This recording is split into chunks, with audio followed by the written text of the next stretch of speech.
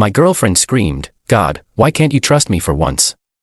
When I questioned her late nights, I said, "Good question," and handed her my phone. The look on her face when she saw those messages from her best friend explaining everything.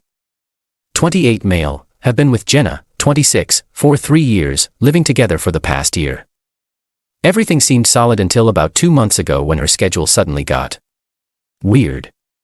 She works in marketing, regular 9 to 5, but suddenly she had all these client dinners and networking events that ran until midnight or later. 3 times a week minimum. She'd come home, shower immediately, and pass out. When I'd ask about them, she'd get vague, "Oh, you know, just industry people." Never any specifics. Last Tuesday I finally asked if I could come to one of these events. "Just curious, you know." She exploded. "God, why can't you trust me for once? Do you think I'm cheating or something? This is my career." "Mason, not everything revolves around you." I stayed calm. Something felt off about how defensive she got. "Good question," I said, and handed her my phone. Her face went from angry to confused. "What's this?" "Just read the messages from Tessa." Tessa, 27, is Jenna's best friend since college. They tell each other everything. Or at least Tessa tells me everything now. See, 3 weeks ago, Tessa called me crying at 2 a.m. Her boyfriend of 5 years had been cheating. She was destroyed. I talked her through it, even drove over with ice cream and tissues, since Jenna was at another work thing. We became closer after that night. She started confiding in me about stuff, including Jenna's work events. The messages on my phone. "Mason, I can't keep this in anymore. I'm so sorry. Jenna's not at work events. She's been going to this guy Derek's place, from her CrossFit. She told me it was just physical and meant nothing, but I can't watch her do this to you anymore. Tessa, she made me promise not to tell, but after what happened to me, I can't be part of this. There's more. She's been using the emergency fund you guys have for their hotel rooms sometimes. I'm so sorry." Jenna's hands shook as she scrolled. The color drained from her face. She looked up at me, mouth opening and closing like a fish. Mason, this isn't. The emergency fund has $400 missing," I said quietly. "I checked after Tessa told me. Were the hotels nice at least?" She burst into tears. But not sad tears. Angry tears. "You turned my best friend against me. You manipulated her when she was vulnerable. This is so typical of you, always needing to control everything." I almost laughed. "I'm controlling because I..." "What?" "Gave your friend support when her boyfriend cheated. Kinda like what you're doing. It's different, Derek and I. It just happened. You've been distant, always working, never spontaneous anymore. When's the last time we did anything exciting? Last month I suggested that weekend trip to the mountains. You said you were too busy with work. That's not the kind of excitement I meant." Clearly. She grabbed her purse. "I'm going to stay with my sister. We'll talk when you're ready to have an adult conversation about why you pushed me to this." I didn't push her to anything. It's this, but I let her go. I had a lot to figure out. Update 1. Hoo boy. The entitlement train has reached the station, folks. So Jenna stayed with her sister Mallory for exactly 1 night before Mallory kicked her out. Why? Because Jenna expected Mallory and her husband to sleep on their couch so she could have their bedroom, for privacy, to call Derek. I know this because Mallory called me the next morning, furious. "Mason, I don't care what's going on between you two, but she's lost her damn mind. She tried to kick you out of our bed so she could talk to her side piece. And she ate all of Oliver's meal prep for the week because she was stressed and deserved comfort food. So Jenna went to her parents next. That lasted 2 days. Her mom called me yesterday. Mason, honey, I don't know what's gotten into her. She demanded we pay for a hotel for her because our guest room wasn't up to her standards and the Wi-Fi was too slow for her to handle her business. When we said no, she tried to take money from my purse. Her own mother. But the real kicker came this morning. Jenna showed up at our apartment at 7 a.m. with a U-Haul. Not to get her stuff. Oh no, to get my stuff. I've been thinking, she announced, pushing past me. This is really your fault. So you should be the one to move out. I'll keep the apartment. It's only fair since you're the one who broke us by not trusting me. I stood there watching her start grabbing my gaming console. Jenna, the lease is in my name only. She froze. What? You never wanted to be on it, remember? Said it was too much commitment. So it's just my name. But I've been living here. I have rights. You do. To collect your belongings with 30 days notice, which I'm giving you now. She threw my Xbox controller at the wall. You planned this. You probably pushed me to cheat so you could kick me out. Jenna, I didn't make you sleep with Derek. Or steal from our emergency fund. Or lie for 2 months. I wouldn't have had to lie if you were a better boyfriend. Derek appreciates me. He makes me feel alive. Cool. He can make you feel alive at his place then. That's when she pulled out her phone. I'm calling the police. You're illegally evicting me. Go ahead. She actually did. 2 officers showed up 20 minutes later. I calmly showed them the lease, explained she was a month-to-month guest who had been given proper notice, and mentioned she'd admitted to taking money from our shared emergency fund without permission. The older officer looked tired. Ma'am, he's within his rights. You have 30 days to arrange moving out. Jenna turned on the waterworks. But officers. He emotionally abused me. He manipulated my friends. He's trying to make me homeless. The younger officer glanced at the U-Haul outside. Weren't you trying to move his stuff out when he's the only one on the lease? Even through tears, she managed to look indignant. That's different. They left after warning her not to damage any property or harass me. She screamed at me for another hour about how I'm ruining her life, how Derek's apartment is too small, how her family is being dramatic, and how this is all my fault for snooping. I didn't snoop. Your best friend told me because she has a conscience. Tess is a jealous B-word who probably wants you for herself. Tess is moving to Portland next month for grad school. She told you that weeks ago. More screaming. More throwing. Soft things.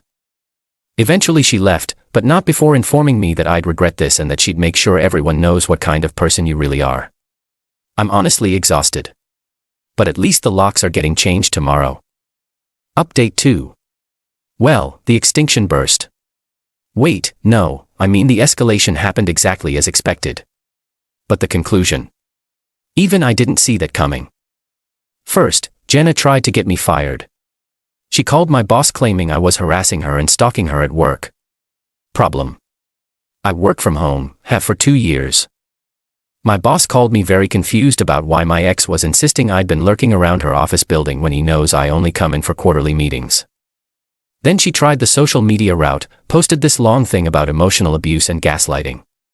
But she made a crucial error. She included screenshots of our text conversations to prove her point. Except they proved the opposite. Like this gem. Jenna, where are you? Me, at home working. It's 2 p.m. on a Tuesday. Why aren't you answering my calls?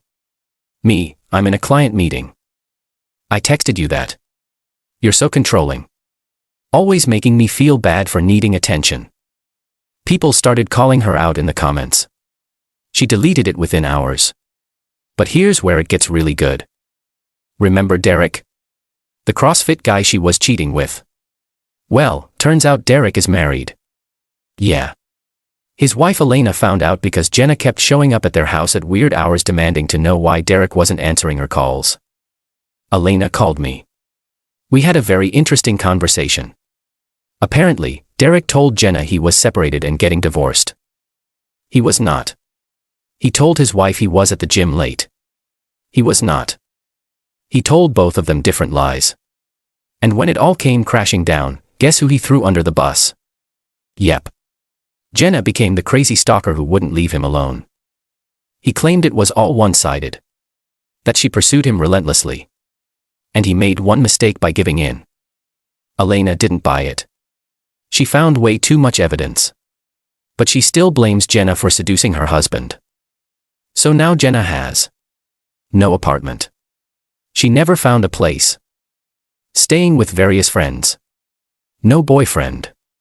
Derek blocked her on everything. No best friend. Tessa cut her off after Jenna sent her a series of unhinged messages. A very angry Elena who keeps showing up at Jenna's work to talk. Parents who are barely speaking to her after she stole from them. A reputation at her gym. Elena made sure everyone knew. The last I heard from her directly was a week ago. A voicemail at 3 a.m. Mason.